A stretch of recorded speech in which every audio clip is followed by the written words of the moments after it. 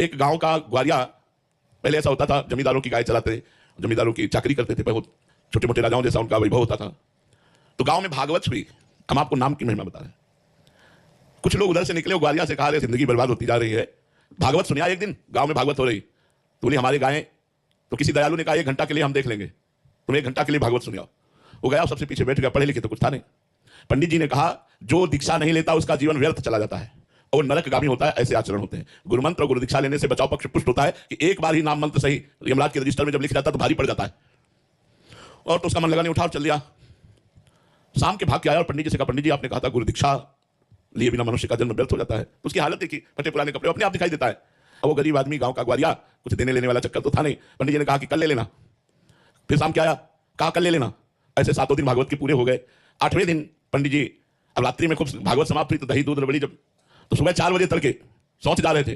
पहले latrine bathroom तो होते नहीं थे, बाहर शौच जा रहे थे। उसने सोचा यही अवसर है पंडित जी से मिलने का।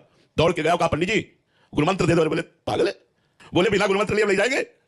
सोचा अब अच्छा, कोई भी सभ्य आदमी किसी के सामने शौच कैसे बैठ सकता है। और वो पीछे लग गया, बोला धत गपोचंद कहीं का, धत गपोचंद। बोले अच्छा गुरु जी, और लौट गए। उसने समझा यही गुरु मंत्र गुरु जी ने दिया। अब जमींदार से कहा आज से हम गुरु मंत्र ले लिया, भजन करेंगे, अब आपकी गाय नहीं चलाएंगे, आप भोजन देना या ना देना। घर में नहा धोकर बैठ गया, बोला धत गपोचंद, धत गपोचंद। देखो भगवान के नाम की महिमा। अब इसमें कोई नाम नहीं भगवान का। रोज नियम से जपना और रोज हृदय से प्रार्थना करना कि प्रभु मैं तो गंवार हूं, मैं नीच हूं, पाप भी हमसे बने, प्रभु हम पर कृपा करो। तो रुक्मिणी नाथ भगवान द्वारिकाधीश जी, रुक्मिणी जी से कहा कि भक्त के दर्शन करने जाएंगे, उसको आशीर्वाद देंगे। तो रुक्मिणी जी ने कहा कि हमको भी अवसर मिले आपके भक्त के दर्शन का। बोले बड़ा अजीब भक्त है, अब आप देख लो। तो उनका प्रभु आपके साथ ही चलने का मन है। तो भगवत स्वरूप हटाकर एक धनी मानी का पुरुष का रूप भगवान ने और लक्ष्मी जी ने धारण किया। लक्ष्मी जी है, रुक्मिणी जी, दोनों भगवान तो सर्वांतर्यामी उसके घर के दरवाजे में खड़े हुए। तो रुक्मिणी जी ने कहा पहले हम दर्शन करेंगे भक्त के। तो उनका वैसे हम पहले दर्शन करते तो ठीक रहता, अब आप दर्शन करेंगी तो देखिए आप ही दर्शन करें। तो घर में गई तो बिना दरवाजे का मकान, गरीब आदमी, वो लगा हुआ था, आंखों में आंसू चल रहे थे, धत गपोचंद, धत गपोचंद। रुक्मिणी जी ने भगवान के समस्त नामों का ज्ञान रखने वाली, उन्होंने कहा ऐसा नाम तुमने आज तक नहीं सुना। नजदीक गई और गए, किसका नाम जप कर रहा है, ये भगवान का नाम तो है नहीं, किसका नाम जप कर रहा है। तो जब कहा भगवान का नाम नहीं तो उसको लगा मेरे गुरु जी ने दिया, और ये स्त्री कह रही भगवान का नाम नहीं, तो आंख खोला, कहा तुम्हारी कसम का नाम जप कर रहे हो, किसका जप कर रहे हैं। खसम होता पति।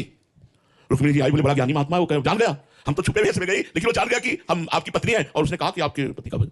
लेकिन प्रभु आज तक हमने इतने नाम सुने, ये नाम तो कभी सुना नहीं, तो प्रभु ये आपका नाम कैसे हो सकता है, धत गपोचंद कैसे नाम हो सकता है। भगवान ने कहा इसमें एक लीला है। देखो भगवान कर्तुम अकर्तुम अन्यथा कर्तुम सर्व समर्था सा ईश्वरा, जब कृपा करना है तो सिद्धांत भी पुष्ट कर देते हैं। बोले मैं बाल अवस्था में जब था तो माखन चोरी लीला करता था। एक गोपी बड़ी चतुर थी, उसने अपना जो माट था माखन का वो बहुत ऊंचे में टांग दिया था। हमने सखाओं से पता लगाया तो गोपी घर में नहीं थी, इसलिए उसने ऊंचे में माट टांग कर निष्फिक्र हो गई थी, जलाद लेने चले। भगवान ने अपने सखाओं की मंडली के साथ प्रवेश किया।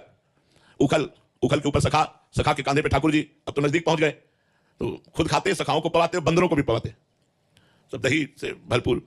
इसलिए गोपियों के जैसा भाग्य किसका, स्वयं भगवान ने आनंद में चोरी लीला करके उनको सुख प्रदान किया।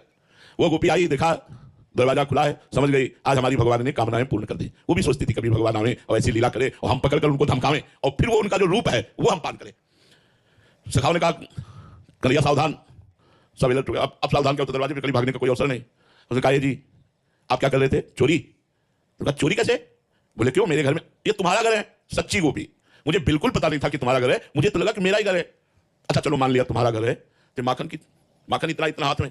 बोले हमें लगा कि मैया आएगी, माखन की तरफ देखा तो उसमें कुछ चीटियां थी, तो चीटियां निकालने के लिए हमने सोचा सखाओं के साथ चीटियां निकाल देते, फिर मैया आएगी आराम से पवाएगी। तो उनका महाराज चीटियां उंगली से निकलती, इतने हाथ सने हुए। तो बोले जब चीटी के ऊपर ऐसे उंगली रखती तो नीचे चली जाती, तो उसको ऐसे ऐसे करके। बोले चतुरो तो मुंह में तुम्हारे क्यों लगा हुआ है। बोले एक मक्खी थी बहुत परेशान करी थी, बार बार मुंह में आती थी, तो हमने ऐसे कर लिया तो पूरा मुंह में लग गया, तो उसका धत गपोचंद। भगवान ने कहा उस समय का दिया हुआ गोपी का नाम है, और भगवान लक्ष्मी जी के सहित गए, रुक्मिणी जी के सहित, और उसको दर्शन दिया और ब्रह्मबोध कराया। यदि हम